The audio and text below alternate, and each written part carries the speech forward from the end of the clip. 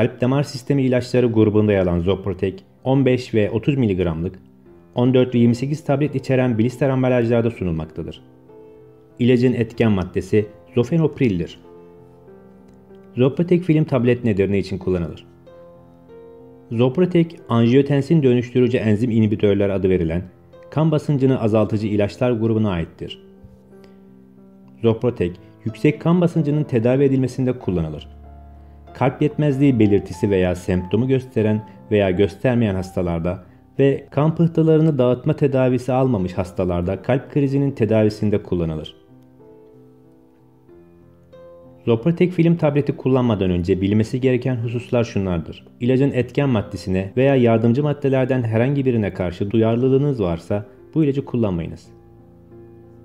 Şiddetli karaciğer sorunları yaşıyorsanız, böbreklere giden kan damarlarınızda daralma varsa, etkili bir doğum kontrol yöntemi kullanmayıp çocuk doğuracak yaştaysanız ve hamileyseniz bu ilacı kullanmayınız.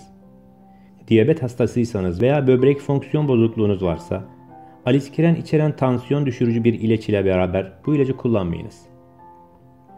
Yüksek kan basıncı ve karaciğer veya böbrek sorunlarınız varsa, düşük kan basıncınız varsa, öksürüğünüz varsa, bir böbrek sorunu nedeniyle ya da böbreğe giden damarda daralma sonucu yüksek kan basıncınız oluştuysa, yakın zamanda böbrek nakli olduysanız, diyalize giriyorsanız, böcek ısırmalarına karşı alerjiniz nedeniyle duyarsızlaştırma tedavisi görüyorsanız, bu ilacı kullanırken dikkatli olmalısınız.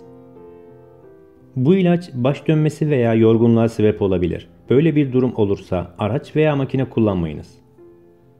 Hamileyseniz veya hamile kalabileceğinizi düşünüyorsanız bu ilacı kullanmamalısınız. Emziriyorsanız veya emzirmeye başlamak üzereyseniz doktorunuza bildiriniz. Zoprotek emziren anneler için önerilmemektedir. Bu ilaç laktoz içermektedir. Eğer daha önceden doktorunuz tarafından bazı şekerlere karşı tahammülsüzlüğünüz olduğu söylenmişse bu ilacı almadan önce doktorunuzla temasa geçiniz. Zoprotek'i kullanmadan önce hali hazırda kullandığınız ilaçları mutlaka doktorunuza bildiriniz. Zoprotek film tablet nasıl kullanılır? Bu ilacı her zaman doktorunuzun size tavsiye ettiği şekilde kullanınız. Eğer emin değilseniz mutlaka doktorunuza veya eczacınıza danışınız. Zoprotek'in normal başlangıç dozu günde 15 mg'dır. Doktorunuz size en uygun olan dozu bulmak için dozu yavaşça arttıracaktır. Su kaybı yaşadıysanız, tuz eksikliğiniz varsa veya idrar atılımını arttıran ilaçlar kullanıyorsanız tedavinize 7,5 mg'lık Zoprotek ile başlamanız gerekebilir. Doktorunuz kan basıncı ölçümleriniz çerçevesinde aldığınız dozu ya da aldığınız maksimum dozu ayarlayabilir. Zoprotek film tablet yemeklerle birlikte ya da aç karnına alınabilir. Tabletin bir miktar suyla alınması gerekir. Zoprotek çocuklarda ve 18 yaş altındaki ergenlerde kullanılmaz. Zoprotek'in bir dozunu almayı unuttuysanız hatırladığınız anda sonraki dozu alınız. Ancak uzun süreli bir gecikme mevcutsa, dolayısıyla sonraki doz alma zamanı yaklaşmışsa, unutmuş olduğunuz dozu atlayınız ve sonrakini tam vaktinde normal doz alarak alınız.